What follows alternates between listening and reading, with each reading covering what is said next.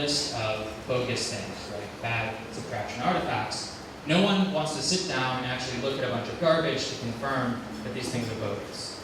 So our solution to that problem is to just randomly select candidates from our database. If the bogus things outnumber the real things by a factor of 1,000 to 1, then it turns out that if you do a random selection, you mostly get bogus things. There's a problem with that, however, which is that random selection will also necessarily grab some real objects. Okay? So we actually have pollution in our training set.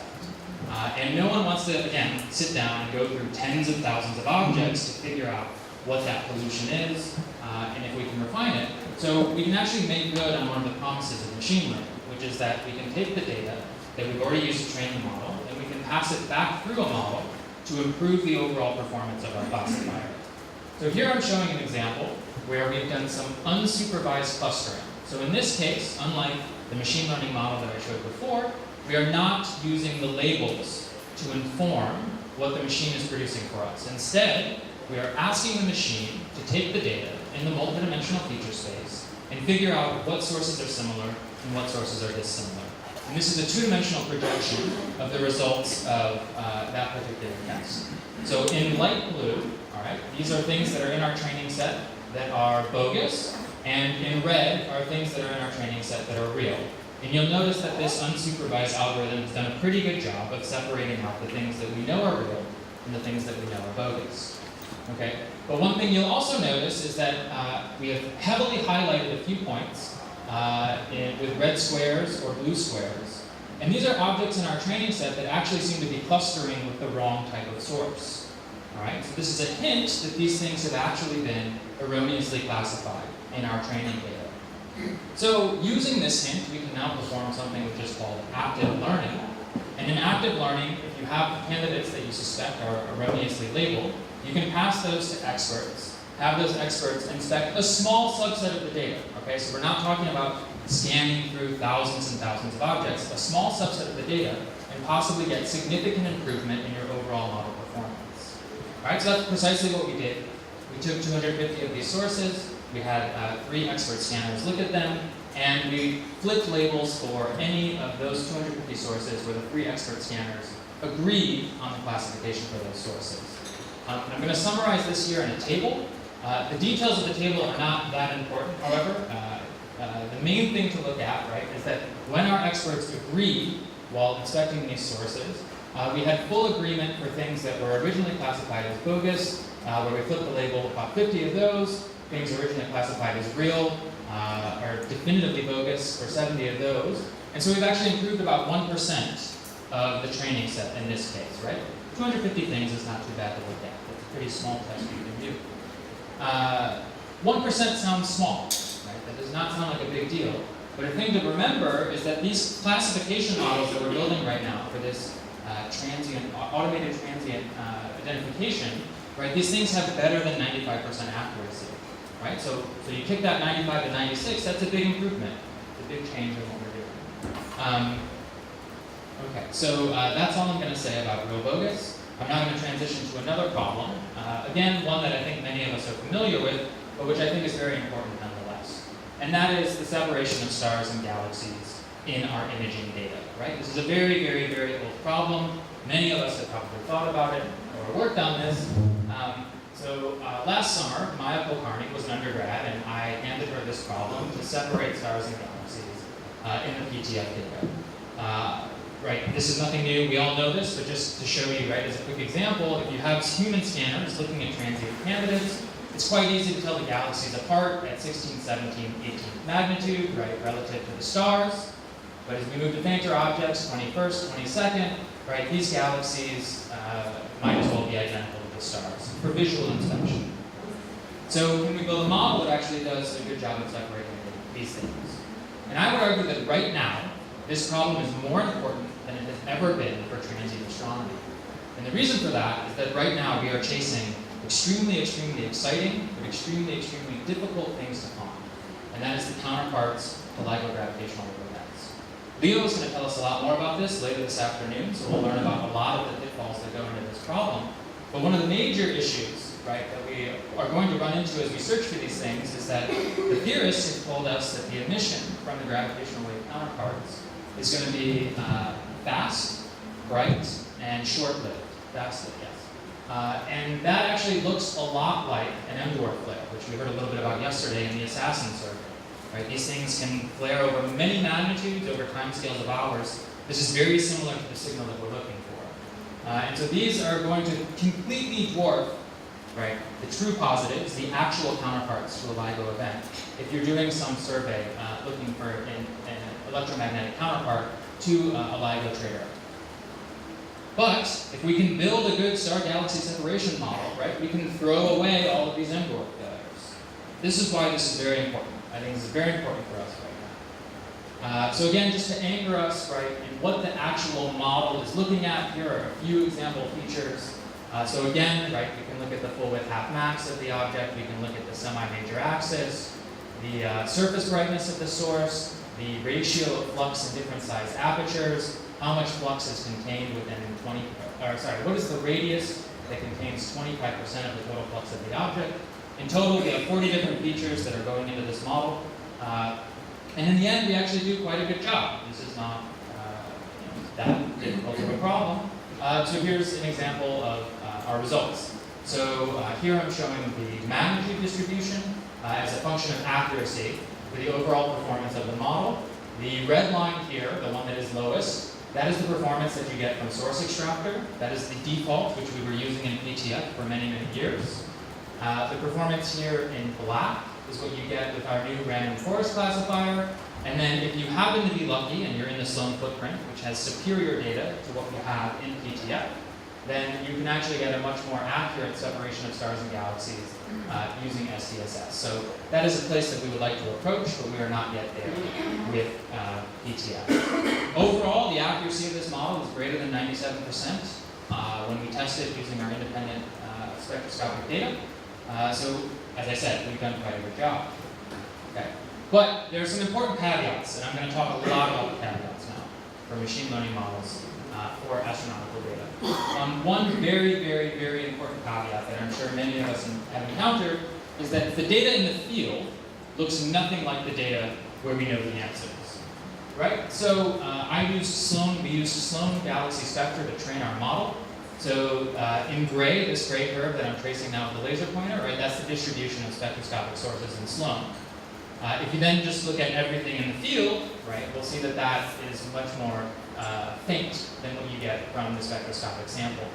And so this then creates a problem, right? If most of what we've learned comes from bright sources, where we want to classify faint sources, we might have a mismatch between what the model is learning and what we actually are hoping to learn.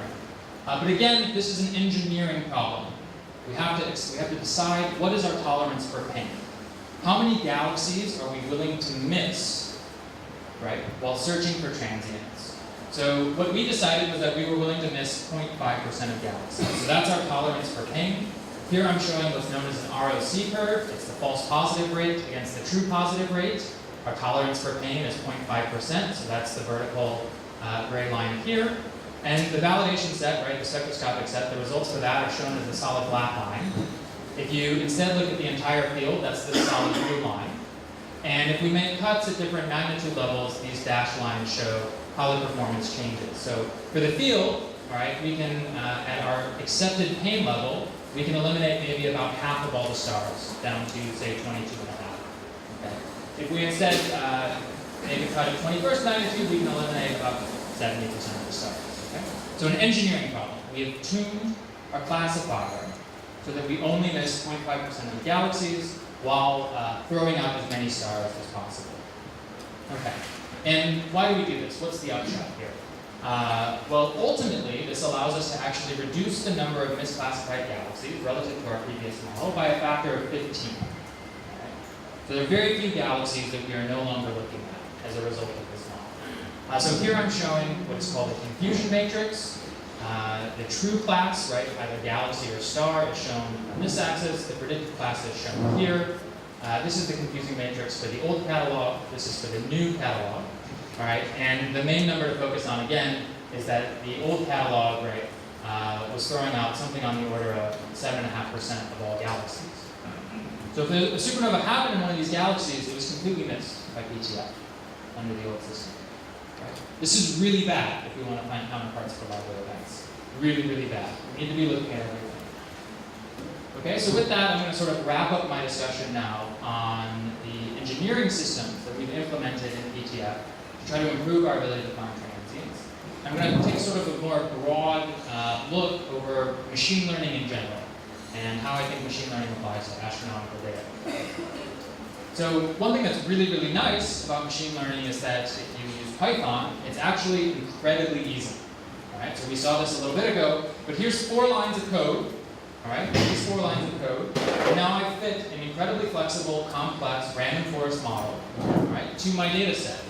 So any of us can do this right now. We can take our data, right, or we can go to the open supernova catalog. We can take that data, right, any of this data, and we can build a machine learning model. So that's great. That's really great. But there are problems with that. I think there are problems with that for us as astronomers. And one of those problems is heteroscedastic errors. Right? This is something that's not unique to us, but I think it's something that does not happen in many, many fields. All right, so what do I mean by heteroscedastic errors? It, in short, means our uncertainties are different on every measurement, even if we're looking at the exact same thing. I know this is a supernova conference, but I think this is something very easy to demonstrate with a non-variable star. So this is a Palomar transient factory light curve of a non-variable star. And you'll notice that some of these points, right, have enormous uncertainties and some have small uncertainties, and there's a ton of scatter here, right? Another thing to notice, we're all familiar with this because this is a supernova conference, but there's extreme gaps in our data, okay? So what machine learning development is happening for time series analysis? It's stock markets, right? How are stock markets different from our data? Well, stock markets don't have these gaps, right? That's an important difference.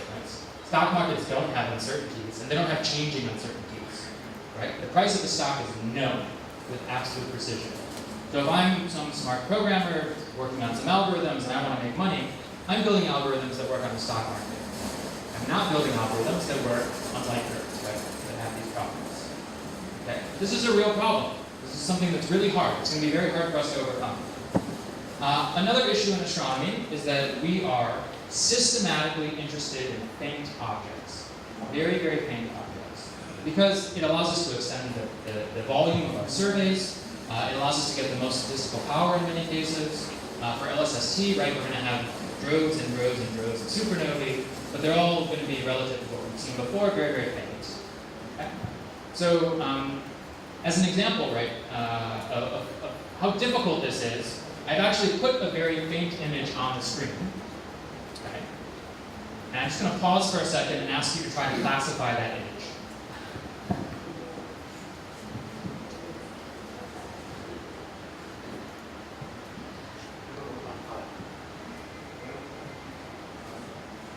Yes? Yes, okay, so I've heard a few people have gotten this right. I suspect other people have not. Here's the image at high signal noise. Okay. This is very different, right? So deep learning, and we heard a little bit about deep learning. Right? Deep learning is very fascinating, it's very exciting, it's where most of the development in machine learning is happening right now. And deep learning is not concerned with understanding, right, how many blades of grass are in this image, or, you know, how many clouds are there. Deep learning just wants to tell us, right, this is a picture of an overlay. At high signal to noise. We care about low signal to noise. So again, right, where's the money, right? Where's the money here? The money is working for Google. Google wants to classify every image that's on the internet, right, so they can improve our searches, right? But they don't have faint images. They don't have low signal to noise images, right? So this is very different. It's very different from what we have in astronomy. So again, this is another thing that we'll have to overcome if we want to use machine learning and build on the promise of machine learning for astronomical problems. So then finally, I'm just going to get to an example back to the same problem that we talked about a second ago. So again, right, this is R-band magnitude distribution and accuracy, bit-up accuracy for the PTF random forest model, which is shown in black. Okay, so this is a curve I've already shown. But as we were building up this model, we decided to break down the problem and also look at how we do for both stars and galaxies independently. Right? And this is maybe what you would expect, all right? So both of these things are bright, they're good at bright magnitudes, and then they fade at low signal to noise. But you'll notice, all right, there's one very, very strange kink in the stars curve, all right, where the accuracy plummets, followed then by a bounce where the accuracy for the stars at faint magnitudes is actually higher than the accuracy for galaxies. This is very strange. This puzzled us for a very, very long time. We thought a lot about the data, what might be causing this. So in addition to these accuracy curves, I'm also showing the PDF of the stars, okay, in red, and of the galaxies in green of our actual training set. So this spike actually happens very close to where galaxies, right, greatly outnumber stars in our training set. So maybe this is some problem with imbalance in our data. If we actually use the same number of stars, same number of galaxies, these effects will go away. That didn't help at all. And after exploring many, many possible solutions, what we finally came across was the fact that we were using Sloan galaxy spectra to train our model. And Sloan was a hungry beast trying to find luminous red galaxies, because that was the main science driver for Sloan. So anything in imaging data that might have been a luminous red galaxy, and I've got basically several images here of stars that were misclassified by our model, right? Sloan took a spectrum of hoping it would be a galaxy. So this is a targeting bias way upstream. It had nothing to do with PTF, nothing to do with our specific data, all right? But this is an important targeting bias that totally threw off the results from our model. That had to be traced down. And that happens for any survey that you may be interested in. There are going to be targeting biases. Okay. So in conclusion, machine learning is a very powerful engineering tool, right, for the discovery of supernovae and other transients. And large surveys, right, we have more supernova data now than we've ever had before, and this is just going to continue for many, many years, actually demand data-driven solutions, right? We have to be working with the data very intensively. And so transient identification with real focus and the complete galaxy catalog to aid LIGO follow-up, right? Those are good examples of engineering solutions to problems associated with transient discovery. But this is my opinion, and we're going to hear a bit more about machine learning later, and probably some exciting new results. But I think the utility of machine learning for pure science is significantly more difficult than these engineering problems I've described. Heteroscedastic errors are nasty. We always have sample selection bias, so as long as we keep building bigger telescopes, we're going to find stuff that looks very different from the stuff we already know about. And our data in some ways is uniquely crappy. But we actually understand the crappiness of our data quite well. We do have some notion of what the uncertainties are on each of our observations. We have some notion of what the problems are with our data. So it may be that the best solution here is to actually steal some principles from machine learning and apply those to our own algorithms and our own models. And some principles that I'm particularly fond of, which I think we should collectively see more of in the literature, are allowing our data to drive models. So instead of fitting some physical model where we may be lacking physical understanding, we actually use the data itself to drive the model. I think every single methodology that's developed should be tested with an independent test set. This is something that's becoming more common, but I still see instances where this is not done. And finally, right, in many cases, we can actually have highly informed threshold levels. We decide how much pain we're willing to tolerate, and then we optimize our models at that kind of threshold. All right, and with that, I'll conclude and happily take your questions.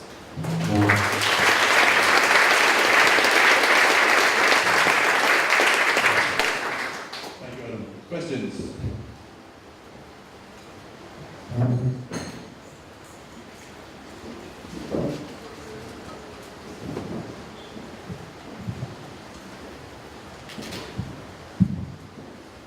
Thank you for your presentation.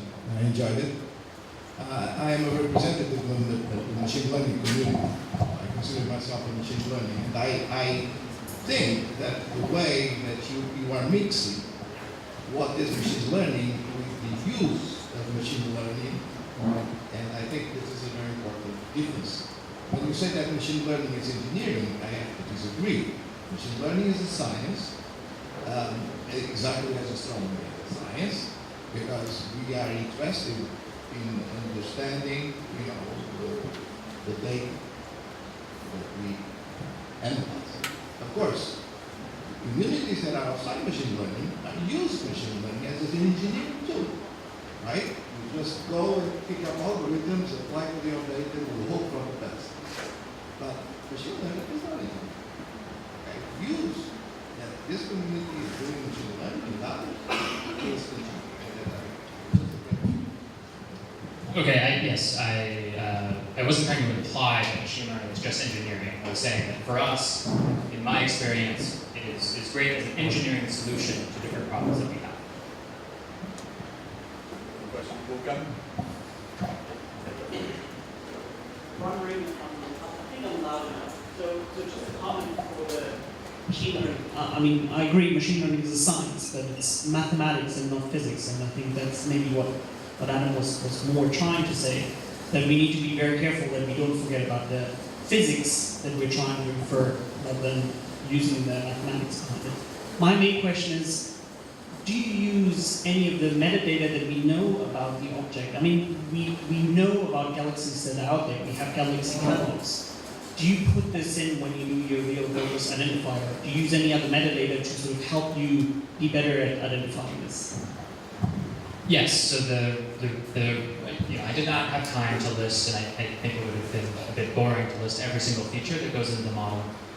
We do use what we refer to as contextual features. So, aside from the actual measurement on the transient pendant itself, how close is it to a nearby object? What is that nearby object, etc.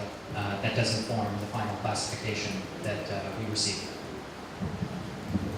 Okay, we have one more quick question, which will come from me.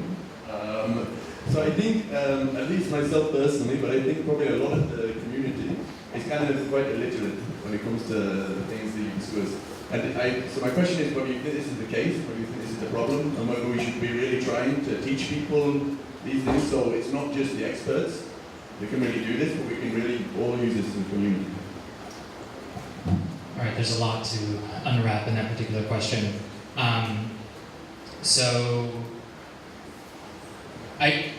We're astronomers, right? We're astronomers. Machine learning is an entire separate science. There's a lot to learn there. I do think that in general, there's a lot that we can improve in terms of our analysis of the data that we have. But I also think it's not simple. Like I said, scikit-learn, you can start to play with the machine learning tools in 4 lines of code. You're ready to go. But the pitfalls, right? And this is essentially speaking to the second half of my talk. That the pitfalls are many, and we have to be aware of the fact that our data are inherently different from most of the data which is used to actually train and optimize these algorithms. So I think we should be learning about them. I think a lot of the principles that are available from the machine learning literature are very useful to many of the problems that we encounter on a day-to-day basis. But it's not going to be easy. Right? It's not going to be easy. It's a whole separate field. Right? It's a whole separate science. So. Okay.